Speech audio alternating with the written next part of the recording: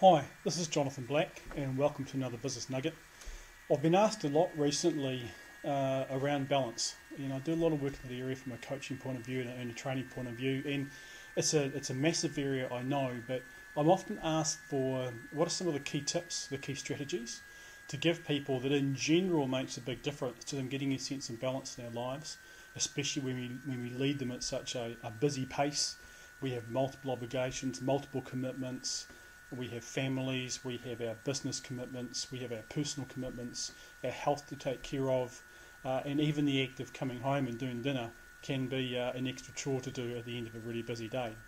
So thinking about this, there are probably five key things that comes to my mind that when we go through the cycle of what's relevant to everyone, these are five things that basically keep coming up. And in no particular order, number one, sleep hygiene patterns. And what I mean by sleep hygiene patterns is the routine that we go through that allows ourselves the best opportunity to go to sleep and have a fruitful sleep and a deep sleep of at least 7 to 8 hours at night. And by sleep hygiene, we're talking about routines, we're talking about freedom from electronic devices, we're talking about being in bed by a certain hour, we're talking about doing the things that allows us to relax, to unwind, to prepare ourselves to go into that sleep state. It might be music, it might be reading, definitely not electronic reading, just reading off a good old-fashioned book. It might be a certain time, it might be hot milk. Hot milk's got enzymes in it that certainly promote sleep, and a number of other things like that. So sleep hygiene will be the first one on the list of five. The second one I can think of is to find 2 or 3 minutes a day to meditate. Now, meditate doesn't mean you have to chant. It doesn't mean you have to dress in a robe or anything like that. It just means finding 2 or 3 minutes a day to sit in a quiet place, to work on your posture and focus on your breathing, and simply focus on the inhale and the exhale of your breathing for no more than 2 or 3 minutes. Find that quiet spot. Find that space inside your minds that allows you to focus on that, and you'll find over a period of time, A, it will become easier, and B, you'll empty your mind of other stuff. You'll center on yourself, you'll become more aware of your environment, more aware of your body, your heart rate will change, and you'll be calmer. Do that at the beginning of the day, do that at the end of the day as part of that sleep hygiene routine. And over time, a very short space of time, you'll notice that you'll find it easier to just find that inner peace that for many of us in our busy lives we are really looking for but struggling to find.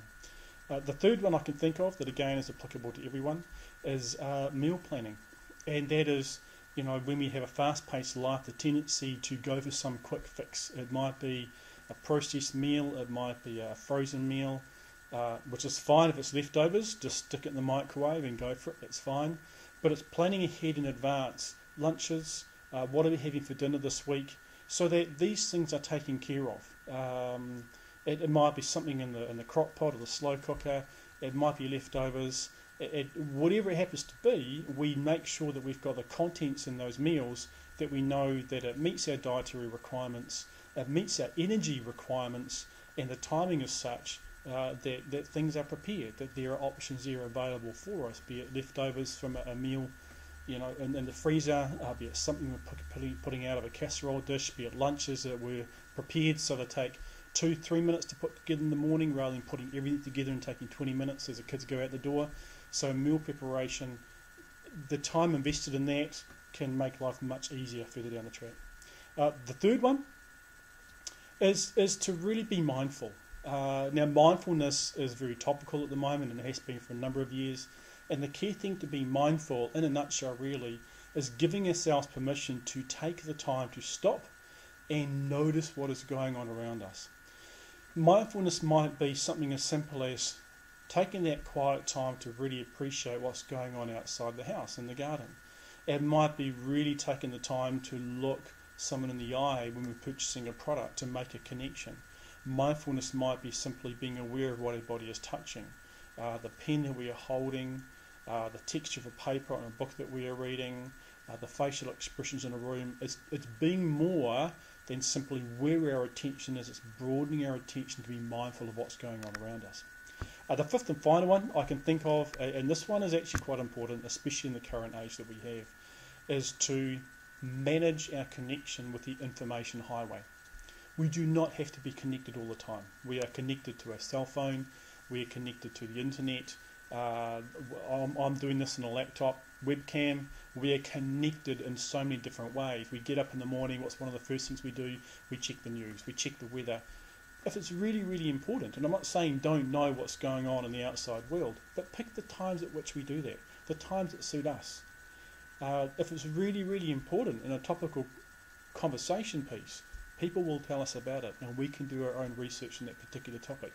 We do not have to be connected to the information superhighway 24/7. Disconnect ourselves. It's something I know I'm working on myself, and it certainly makes a difference.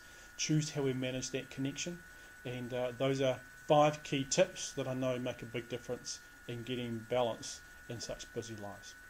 Thanks for watching. Take care.